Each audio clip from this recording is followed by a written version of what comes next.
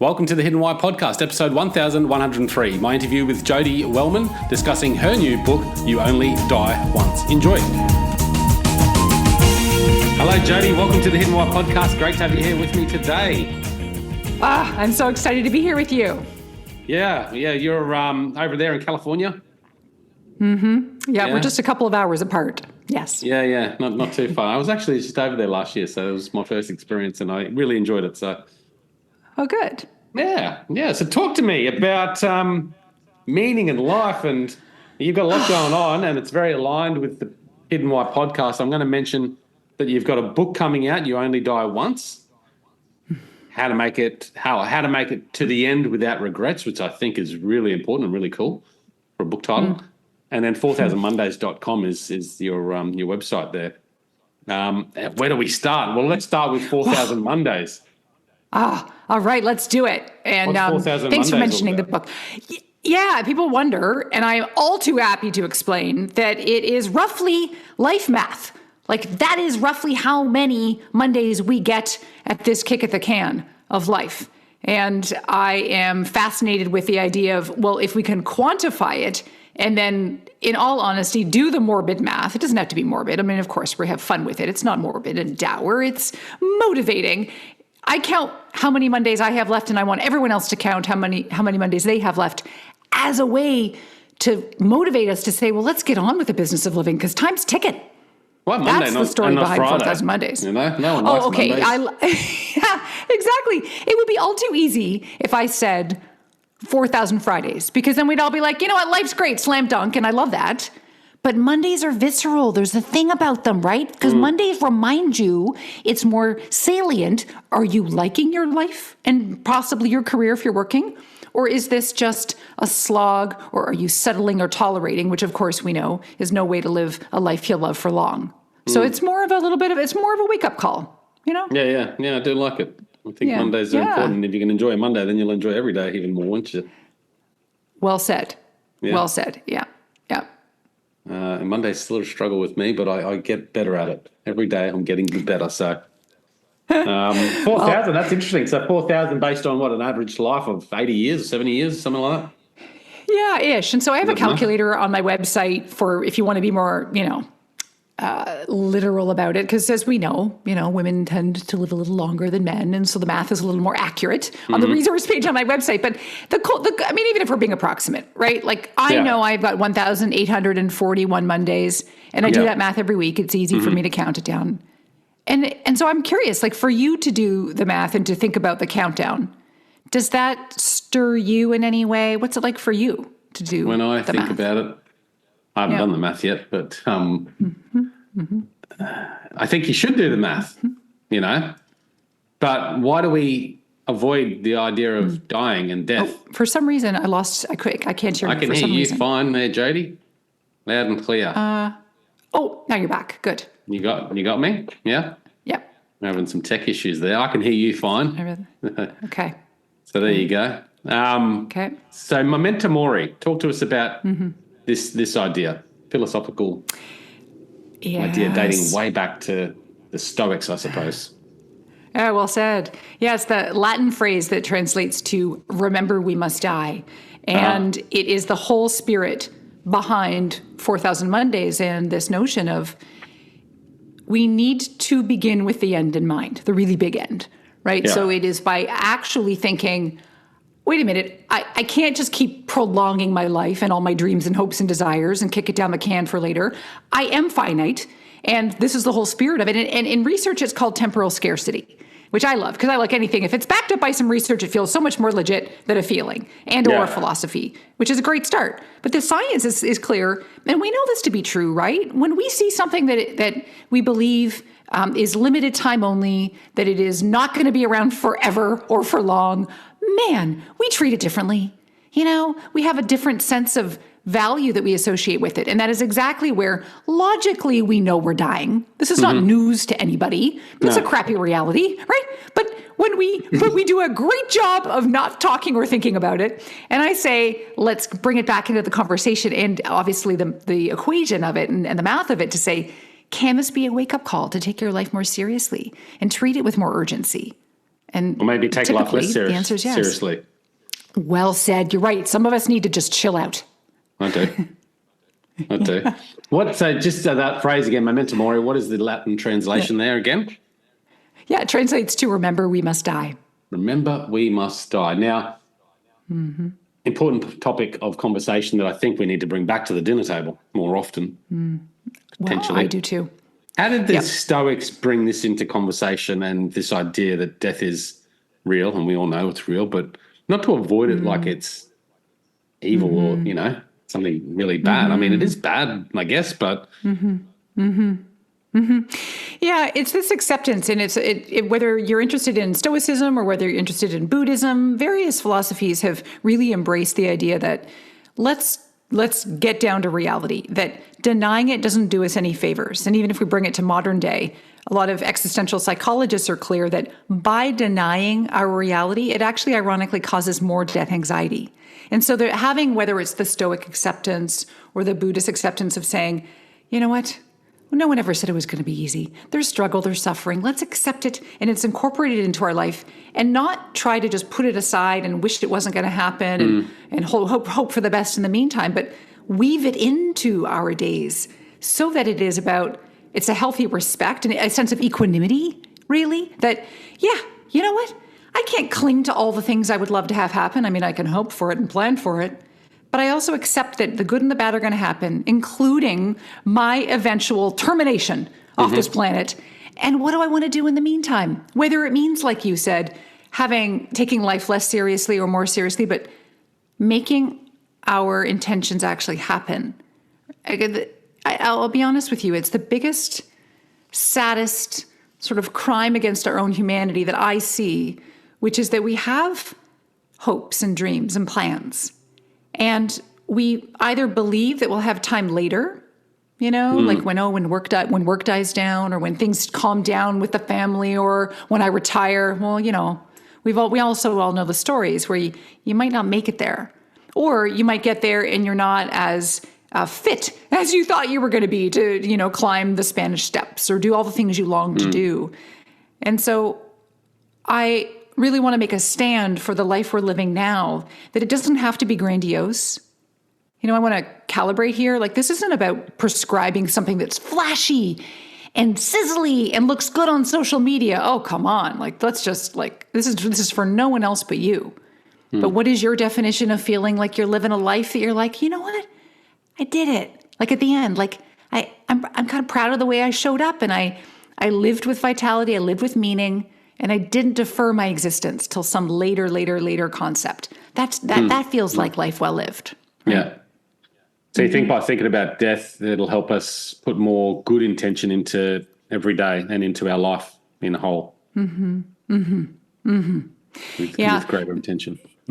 Yeah, and you talked about bringing it to the dinner table, and it's a great point, because a lot of people will say, "Well, how do I do this?" Like, okay, memento mori, is it it's an idea, but is it a practice? And I say, of course it is. It's about actively counting your Mondays. It's about keeping it aware. Like, you can't see here, but everywhere I am, I'm littered with skulls and tiny little tokens of paraphernalia that remind me of the inevitable end. And a big one is talking about it with friends, having or family, right? Say, like, even the examples of, what do you want to do before you go? And it's like, it's an activated bucket list.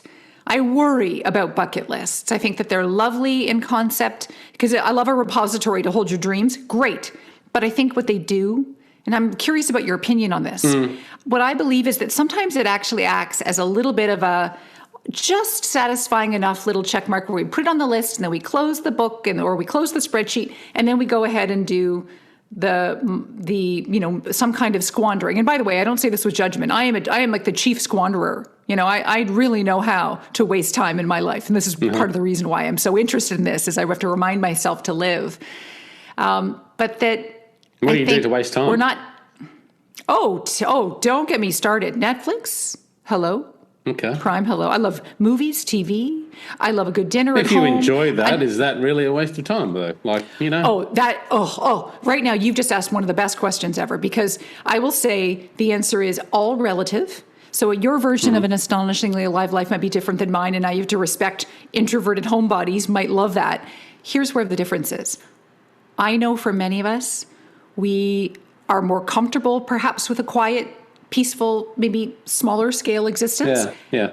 And we know that there's the right dose for us. Like for me, it might be a social thing every week, but for some people that's not enough. And so I just know I can go many evenings on the couch, and at some point I know I'm disengaging from life, and I'm getting into that like numbing, coping. I'm not really engaging. Whereas I know if maybe once every 2 weeks or so I get up and go out for a nice drink or dinner, or I go to a concert, or I do something that just feels a little more enlivening.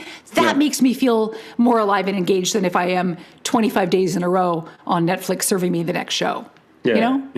Yeah. I agree. Like, what's your idea? What's your idea?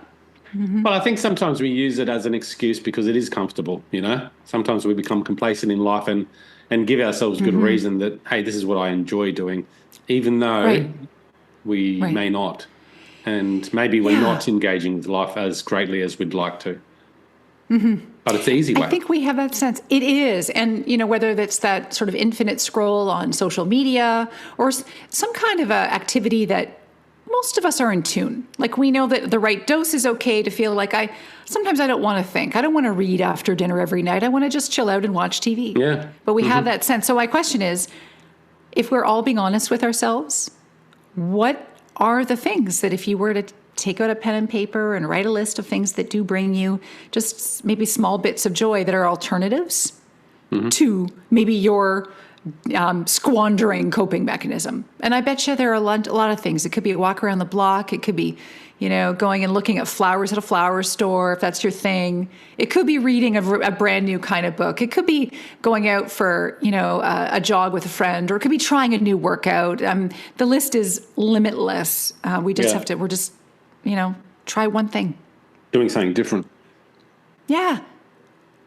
If you think we talk about death, that will help us look at those moments more greatly and go, okay, well, is this the best use of my time if I only have 2,000 Mondays left?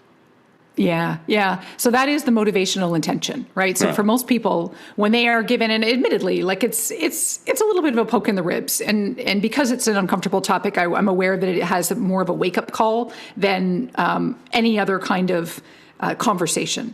And that's the point, is that it is intended to initiate a little bit of the motivational push to say, I want to get on with it. Here's another example. People who have had brushes with death, maybe because they have had a really crappy health diagnosis, but they kind of made it in the clear. Or anyone who, you had a motorcycle accident and it's like, I was just an inch away of losing my life, and you make it through. Good for you. Those people are well worth studying because they see things that we don't. They have a greater sharpened kind of sense of what their priorities are. And they're the ones that are interested in saying, I realize with more clarity than ever before that this is limited time only. I'm not going to put off taking those Spanish lessons. I'm not going to put off making up with my mother. I'm not going to put off, fill in the blanks, right? There are a bunch of options for us. So these are the things where I think the more we have to remind ourselves, this is not, we're relaxing into this idea like we will have more time, and we need a little bit of that threat, unfortunately. As humans with psychology, we're more motivated sometimes to avoid pain than seek pleasure. And so if we have to use that kind of unfortunate reality to our advantage, let's use that and say, you think about the things you might miss. Think about the regrets you might have on your deathbed. That won't feel very good. Let's avoid those. That's more motivating to many people than just seeking out pure pleasure. Yeah, 100%. I think any sort of shake-up in life, like major shake-up, will actually help you go, shit, what am I doing? What have I been doing? Right. And it will make you focus a bit more, become a bit more intentional. But that can wane too, I think. I've lost someone very close to me recently. I've been through separation, and they've been shake-ups definitely for me and made me look at life differently. But you can fall back into the complacency of life very easily, right? So you've got to keep, bringing this conversation to the table. Thanks for saying that. I used to do one-on-one coaching for years, and one of my clients came to me. She recovered from breast cancer, and she was very, very intentional. She was young. She was in her late 30s. She said, I am so concerned because I had this new awakening after I was in remission, and I was so intentional about my life and the way I was prioritizing, and I was just abandoning the stupid stuff off to the side, and I was really grateful for life. And she's like, I'm worried because I think I'm starting to see it diminish a little bit, every month. And so her point was, she was like, I want Becky 2.0.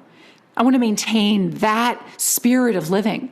And that was exactly the program for her. It was how to maintain that, because we will adapt. That's just the way we're wired. And so research is actually clear. People who have had significant near-death experiences, a vast majority of them still report multiple years later having an impact where they appreciate the sanctity of life, obviously far more so than those mere mortals who've never had to look over the edge per se. But they do need, it is obviously not as strong as it is, the day you get to walk out of the hospital or limp out of the hospital. So, we need reminders, which is why we're talking about this, right? Yeah. So when you go out and we're having this conversation and you go, okay, well, I guess number one, think about death and I guess I asked you the question, what don't you want when you're dead? What don't you want in terms of reflecting back on your life? Yeah. I have a very severe allergy to the idea of dying with regrets. And in honesty, personally, it stems from my mom dying in her late 50s with a bunch of intentions that she unfortunately didn't take action on. Right. And so I saw the real shame of all sorts of creativity that was just dormant. She didn't get to share it with the world. She didn't get any of the opportunities to, help others or grow or feel that sense of accomplishment and all the benefits that we get from just putting ourselves out there and maybe failing, maybe picking ourselves up and dusting ourselves off, et cetera. And the idea that many of us are walking around with some kind of hope and dream. And they can be really small and they can be really large. Most of us have a nice blending of both. Yeah. And the idea that we get to the end and we have that feeling, like those really significant pangs of regret, like, I never wrote that book. I always wanted to. That to me is one of the that makes me profoundly sad for people. Yeah.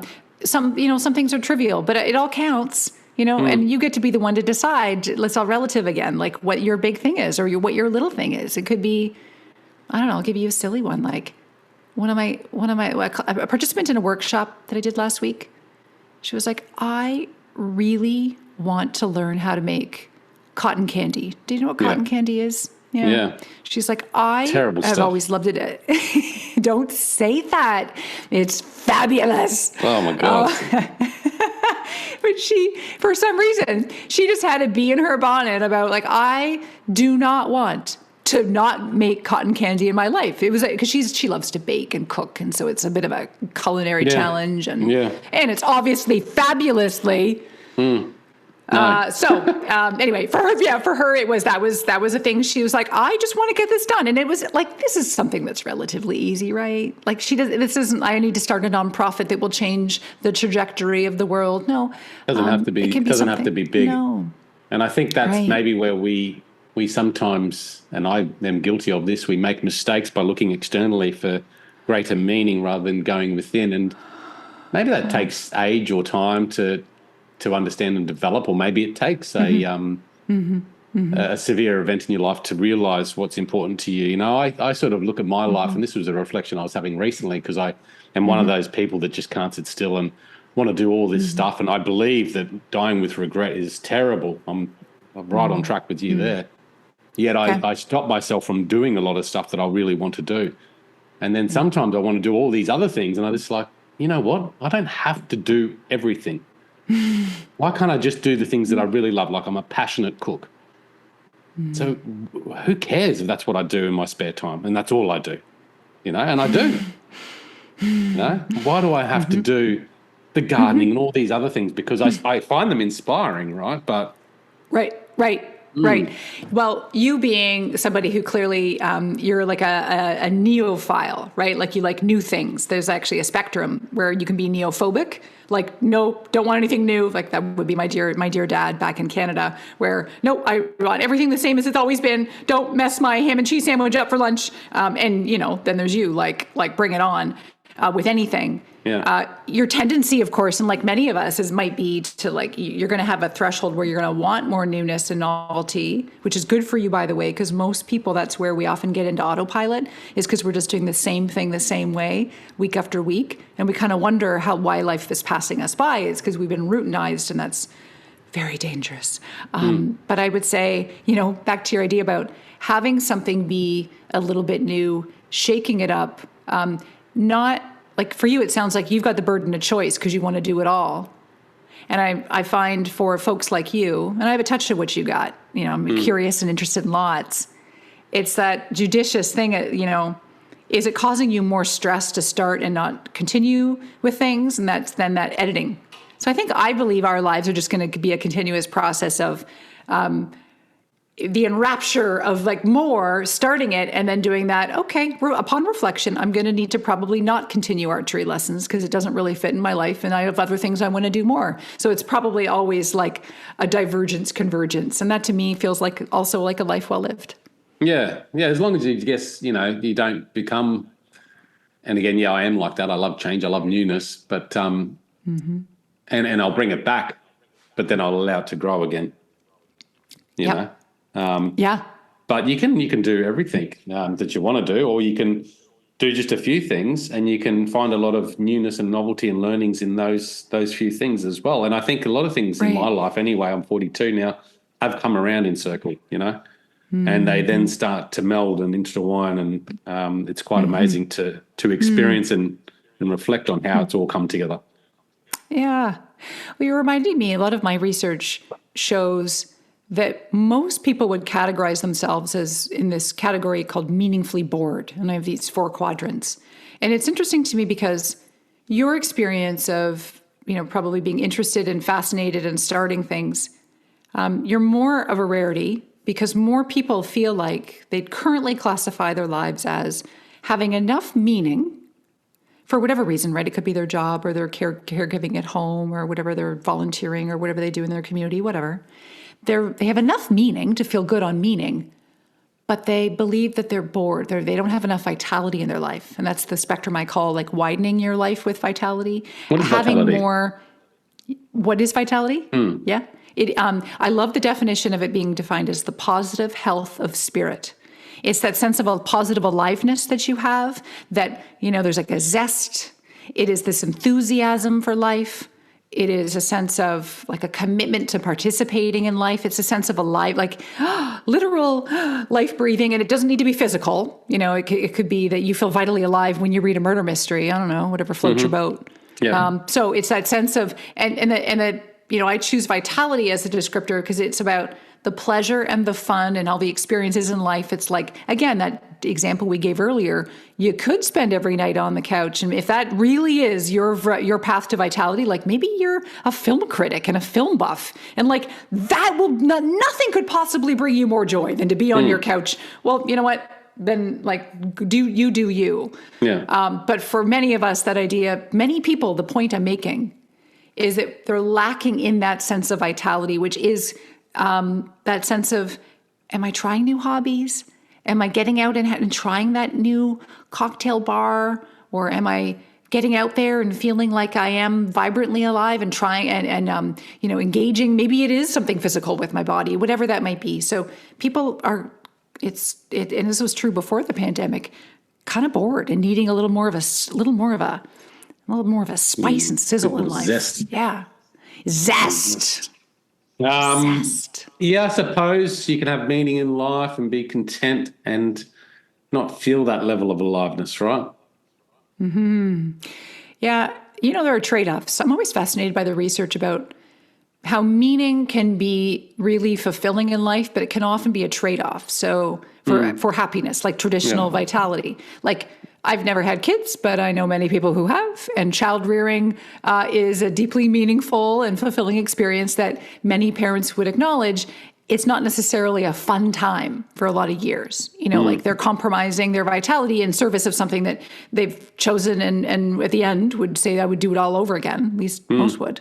Yeah. So there are times, same thing with work, where you're like, I'm embarking on a really big soul-filling project. It's so big and it's so meaningful and it's a big challenge and all that deepens your life with meaning. But you may be like, but I know for the next 3 months, I am not coming up for air. I'm not going to be enjoying myself in a traditional way. And that's a great choice you might make for a limited period of time. So there are ways I look at it like, yeah, that's the framework I think that can be helpful for us is defining in any given moment. Am I feeling like my life is wide enough right now with vitality, or do I want to add even more fun stuff and pleasure? And or am I feeling like my life is deep enough right now with meaning and purpose and connection to other people and maybe some spirituality or, good virtues? Do I feel like it's deep? And if not, what might I want to do this week to help get the little checkbox that I did something that felt meaningful? And we can always kind of evaluate our life in that way and always choose to fit one thing into our week that allows us to do that. Yeah. I think that's where I've made a mistake in the past, where I look at life and I go, just not feeling that vitality. And then I look at the job and I blame the job. I look at something and go, that's the reason why I'm not feeling vitality, rather than accepting my lot and accepting that is my job and then inserting my own vitality into it, And I think that's where we could all make mistakes, right? Oh, okay. You're getting me all excited because I do think that there's a bit of a cultural shift in recent decades for work to be a bit of a be all and end all for people, that they work a job you love. You'll never work a day again in your life. Our jobs need to have all the meaning and all the purpose and serve it to us on a platter and be a lot for us. And I am the first to admit, if you're in a job that is robbing you of your soul, don't stay. I mean, obviously make the change. However, as long as your work is still allowing you to learn and grow and thrive and you can contribute and maybe you've got some friends there, whatever, as long as it's generally net positive on your life, my encouragement is augment your life outside of work. Because that's the part you can control the most of. If you're working for someone else, you'll never be able to turn the dials up or down as much as you will want in your work time. So make sure that's not lousy, but do a good job, have fun, and make sure you know that, for example, on a Tuesday night, you're excited because you're going to go to a pottery class, or you're going to try a really new, fantastic meal with ras el hanout or however you pronounce the fabulous spice you're going to put into your dish. Isn't that the, yeah. So that's the thing, is like having that little excitement in your stomach and in your head or wherever you feel it in your body about the thing you got going on outside of your work hours. That's an unlimited, like fountain of opportunity to feel alive, deep and 100%. wide, right? It could be fabulously fun, and it could also be really rich and meaningful because you're going to a Bible study class, whatever you want to do, right? Yeah. I think that's popular culture, this, finding purpose and meaning, do something you love and you're passionate about. And I talk about it all the time. And I think that's a mistake, and a lot of people have this bad feeling about maybe you and I, because we talk about this idea of finding meaning and purpose in life, but it's not necessarily about, finding a job that you can just do every day, because some people might just say, well, I love Netflix and I'm going to make that my job. Or I like playing games and I'm going to make that my job. Whatever it is, it doesn't have to be like that. And I found in my personal experience that by going out there and doing stuff that enlivens me, and I still do this today, something that I got to look forward to today. I play social tennis on Wednesdays. Very exciting. And that fills my life with vitality. That gives me high spirit. Even though I have to still get up and I love my job, don't get me wrong, but there's parts of my job that are mundane and boring I just don't want to do it. But that other vitality that I bring to my life makes my work, all those mundane things, a bit more, high spirit. Yes, it casts everything in a different light. Because if you're in a dead-end job or just a neutral job that's kind of like work is work, right? And the rest of your life is kind of like fizzled out in a bit of a dead zone. We put inordinate pressure on work, et cetera. But but a vitality and meaning outside of work is the tide that lifts all boats. Because all of a sudden, then your attitude towards the work you're doing, there's not as much pressure for it to be everything, and you start to look at it with actually a healthier lens. So Oh, I'm glad we are eye to eye, and let's take back our vitality without it being at work. It's an inside job, and we got to make plans for it in the hours when we're not at work. Yeah. So where do you start with people? Like when you're doing a workshop and you bring people in and they're going, yeah, I like this idea of, 4,000 Mondays. I want more purpose and meaning in my life. Yeah. How do you start people off in that right direction? What do you do? Exactly. Okay. So I have sort of 5 general steps that we may not get through them, but the first one is to diagnose the dead zones. And that is to really I have a silly but effective assessment at 68 questions. And it's just to help us to really zero in on where are things feeling alive? Okay, do more of that. And where are things feeling dead? And then you get to pick out of that, is it the domain of life? Is it your health? Is it time to really get back and feeling vibrant again? Or is it your social life or your love life? Or is it your physical or your personal growth or your career, whatever that is? So diagnose. Because who was it Peter Drucker that said you can't manage what you can't measure? Let's all take a moment to gag. Very businessy, but it's also appropriate. So diagnosing that is key. Because that's where where to put the AED cables. The next thing, of course, I will always say is count your Mondays. You're never going to get away from a conversation with me without counting your Mondays, because again, we need that perspective. And then it is about thinking and looking at your life and saying, where do you need and or want to widen your life with vitality? And it's a process of brainstorming. It's nothing is too small, nothing is too big. This is not about an action item yet. It's about what are things that bring you joy, that make you feel like you've got the pleasure, etc. And then same thing about the deepening list. What are things that you've always wondered about or that you are doing and you want to do more of? Is it that you want to volunteer at the library? Write it down. Doing the data dump of all the things that would be cool. And it's a start in a workshop of but it's a lifelong project to keep adding and tweaking that list. Yeah. And then what it comes down to is doing the deathbed regret exercise. And we've all done this, but it's really stopping and saying, if tonight was the night, sorry about your luck, but bon voyage, you're dead. And what would you regret? Of some of the things you've identified that you wanted to do, would it really irk you, for example, that you didn't sell your pottery or that you did whatever. So identify those things. And I call them pregrets and I know it sounds kind of silly, but because they're not regrets yet. They're like the step before. So eureka, if you figure it out before you die. You've got a chance. You can do something about it. Right. Exactly. Go take the glass blowing class, damn it, if that is the thing that you would regret. So I get all excited about that. So that is one opportunity. And then there's this reflection point about thinking about your legacy. How do you want to be remembered? Some people are motivated by that. Some people actually, research is clear. I love this. Legacy is We're interesting, more motivated. Yeah. Oh, golly. I mean, it actually, I'll be honest, it doesn't resonate with me. But I know that it does with so many other people, kind of that idea about what will I leave behind me? And maybe it's because I don't have kids and, my cat will there's a lot probably of talk on this. me. I heard someone talking about it recently, about legacy, and I like the idea of legacy myself. I do. And, that's why it motivates me to write a book or speak to people or do something that has impact. And hopefully people remember me, but no one remembers, right? And I was thinking about this last night. And I was talking to myself out loud. I was by myself because my father passed away 2 years ago. And I said, I remember him. But my children will only vaguely remember him through the stories I share. Their children, less and less. No one will remember me. That made me reflect on what's really important. Thank you for saying that, because that is the exercise. And you're touching on something where you're doing it in the positive sense, which is, how do I want to be remembered? And maybe ensure that there are ways through books and videos and recordings of podcasts where you can, maybe someone will come across your archives in 200 years. Who cares? Because I won't know it. So it doesn't really matter, does it? Won't. Well, that's why Elvis is quite silly. I mean, at some point, poof, but with legacy, some people are more motivated to avoid leaving a negative legacy than to create a positive one. And it just goes back again to the way we're wired. So there are some exercises I'll do. It's like, write a list out of things and ways you want to be described, in your eulogy or at your funeral. And that's lovely. And it can be very instructive.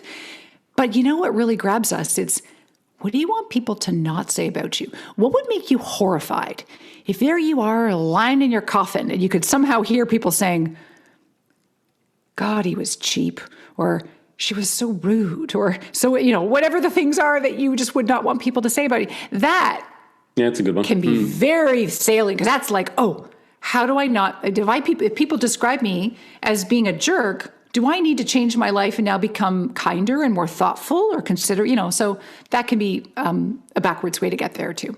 So you reckon jerks would have that thought?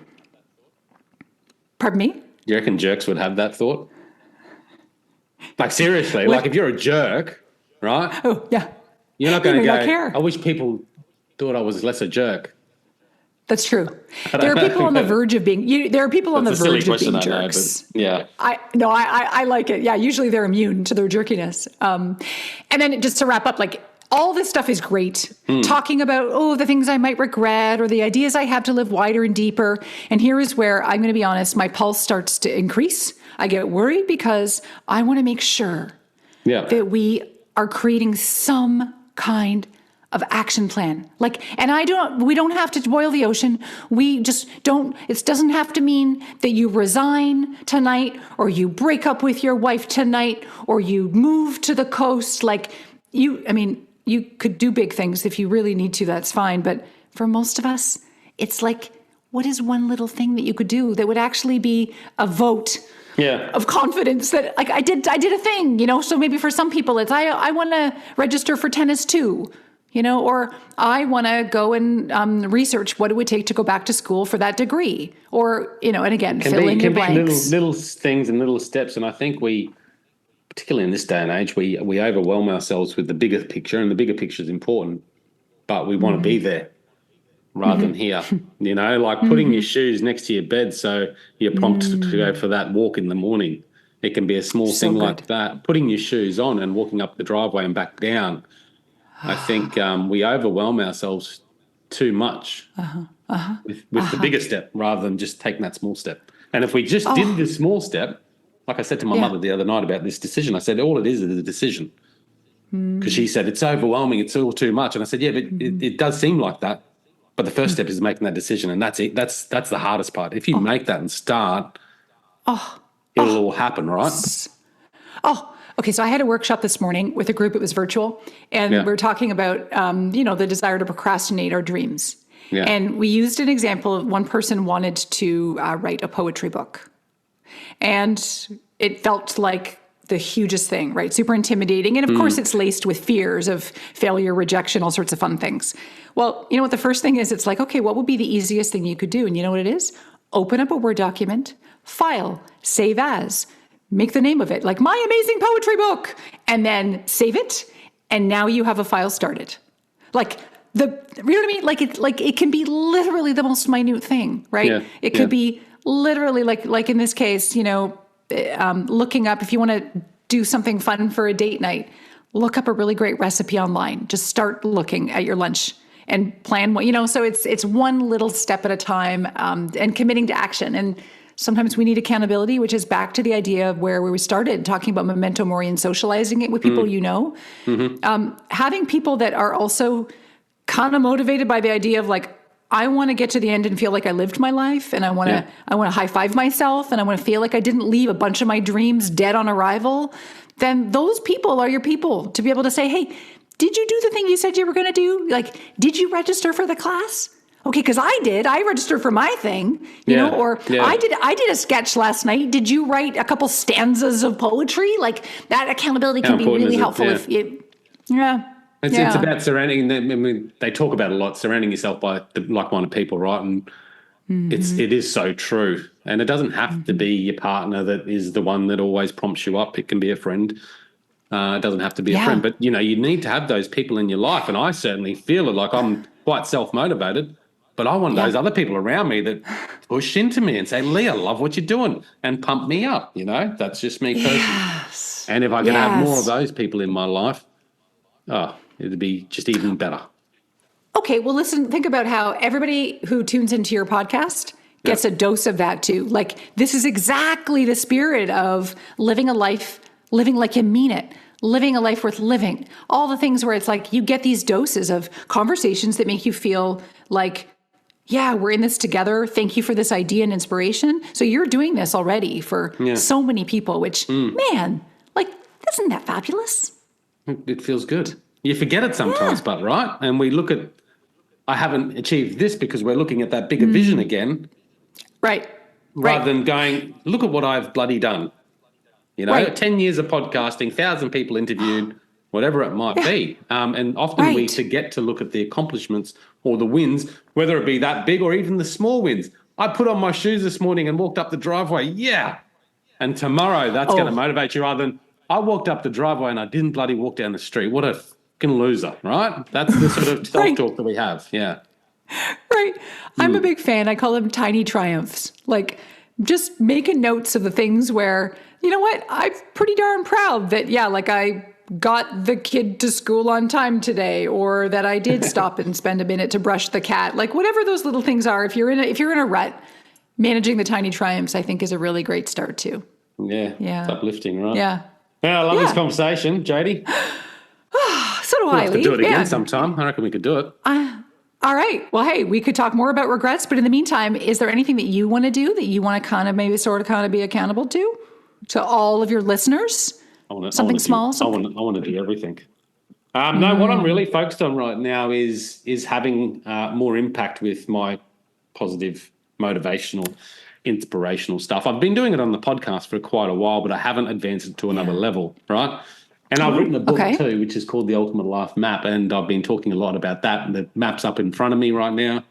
I'm bringing that back into action, because it really makes me happy. So I set myself a goal recently to do a motivational talk on social media, which can be stupid and silly. Sometimes it's probably brilliant. I don't know. But more importantly, when I do it, I feel good. And this is what you're talking about, vitality, right? So if you can bring anything into your life, it doesn't have to be doing what, and I think this is where a lot of people, again, make mistakes. We go, I like what Lee's doing. I'm going to just do what he does. But if that doesn't sit well with you, if that's not your authentic self-expression, do not do it. I've done it before and it's a waste of time. But you may have to go through that to figure it out.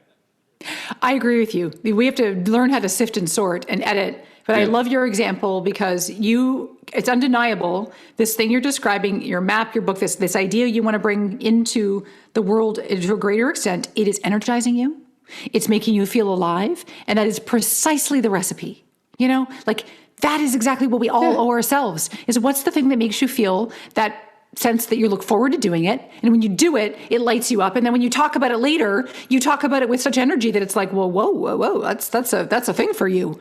Love it. You're doing it. Yeah, it makes you excited. And I think we often attach these ideas to an external measurement of, success or fame or money or riches or houses or cars. I don't care for all that shit. So I don't attach it to that. And that's okay if you do care for that stuff, Yeah.